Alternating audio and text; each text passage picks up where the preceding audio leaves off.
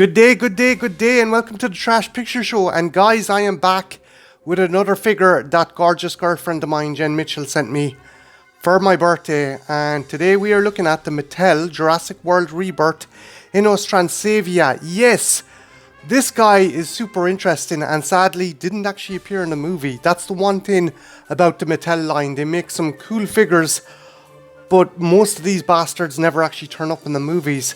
This guy would have been an awesome addition though to put in the movie because he is a therapsid. He is an early precursor to the dinosaurs, and he's kind of in that grey area of mammal slash reptile. Therapsids were super interesting because they were so diverse.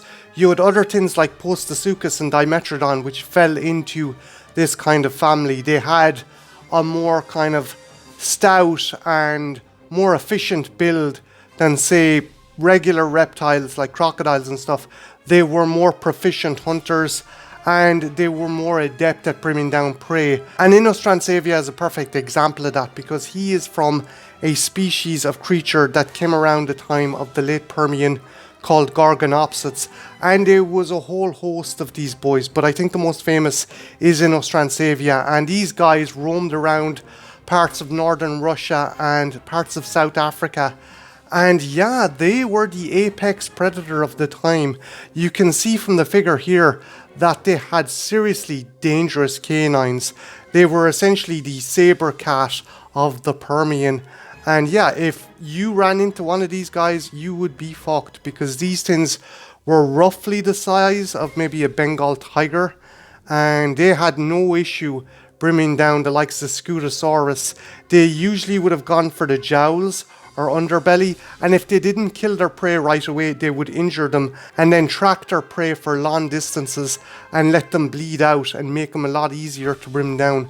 So yeah, Inostrancevia, really interesting creature, really interesting addition to the Jurassic World figure line. And yeah, he looks badass. I like the paint scheme. I like the design on the face. Really nice sculpting on the face. I gotta give him, that is a really cool design there.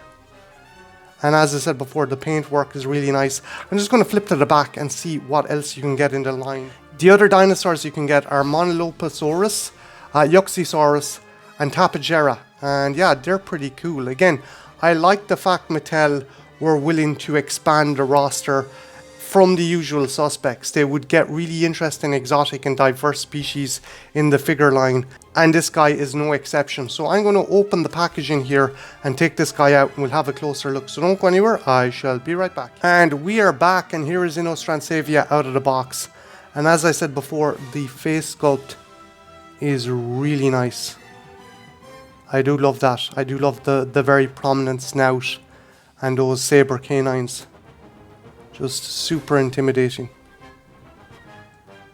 And yeah, as I said before, if it didn't initially kill its prey, it could track it for miles upon miles and let blood loss do the work and then feast at its leisure. So a very efficient killer. And again, Inostrancevia was just one example of the Gorgonopsid species that were around during the Permian. Most of these guys died out during an event which was called the Great Dying. In some cases, a lot of scientists believe that the Great Dying was far more devastating than the KT extinction that killed the dinosaurs. But yeah, maybe it's a good thing too that these guys weren't around, because like yeah, as I said before, these fellows were about the size of a Bengal tiger and would have fucked you up. I like the color scheme, the hint of brown going over the kind of tan.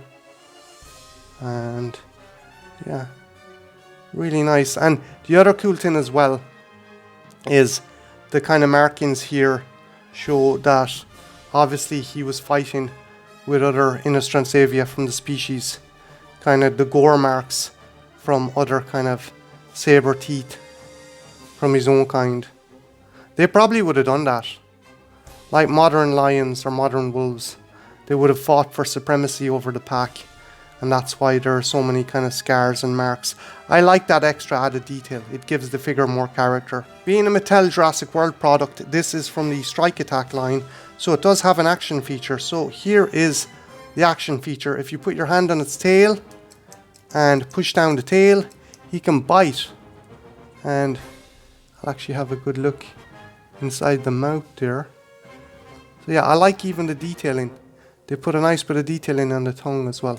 That's pretty cool. Again, really cool. You got this big maw that will fuck you up if it gets its teeth into you. But yeah, just genuinely awesome figure of a really interesting creature. Again, I like the fact Mattel have the balls to go, look, we're not just going to do dinosaurs, we're going to do other prehistoric creatures. And they're going to be exotic, they're going to be interesting, and they're going to be diverse. I wish the films would follow suit. I wish we got more diverse species. Certainly in Rebirth. I think Rebirth was really lacking when it came to dinosaurs. And maybe if something like this guy was introduced, maybe he could have taken the place of the raptor. I don't know. But yeah, again, really cool figure based on a really cool creature. So yeah guys, I'm going to pause the video here and I'm going to do a size comparison. So don't go anywhere, I shall be right back. So, there is Inostrancevia, and let's put some other dinosaurs next to him. So first off, I'm going to put the Jurassic World Legacy Collection Lost World Jurassic Park Velociraptor next to him. And yeah, that scale works. If he was featured in the movies, he would probably be that scale to their version of the Velociraptors. And let's put another franchise favorite next to him. Let's put the Dilophosaurus next to him. And again, yeah, works really well. I like the scaling for this guy. He's not too big. He wasn't super massive. You wouldn't want to run into him in the Permian, but he wasn't like Allosaurus size or, dare I say, T-Rex size. He was a formidable mobile predator. And let's do a size comparison to a human figure. Let's put Dr. Ian Malcolm next to him. And yeah, again, the scaling is right. He would be that size. He would be the equivalent of a modern day big cat. And yeah, he kicks ass. I love this guy. The design is cool. I did find some of the articulation in the legs was a bit stiff. It is a bit stiff. I think it's something maybe that just could be broken out with the application of warm water. But bar that, still a nice figure.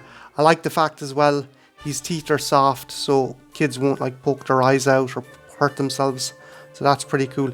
Again, really nicely designed figure. I like the fact they put the scarification on the legs to show that he would have been battling rivals and other predators of the Permian. But yeah, really kick-ass figure. And it's sad he actually didn't appear in the movie. But yeah, guys, what do you think of Inostrancevia? Is he badass? And would you have liked to have seen him in this movie? I know he's turned up as kind of one of the big antagonistic creatures in the UK sci-fi series Primeval. So yeah, again, he's kick-ass. He has a bit of a legacy and he is a badass fucking Gorgonopsid. So yeah, guys, have you got this guy or have you any other figures from the Jurassic World Rebirth line? If you do, let me know in the comments below. My name is Martin, this has been the Trash Picture Show, and yeah, have a good one, take care, bye now.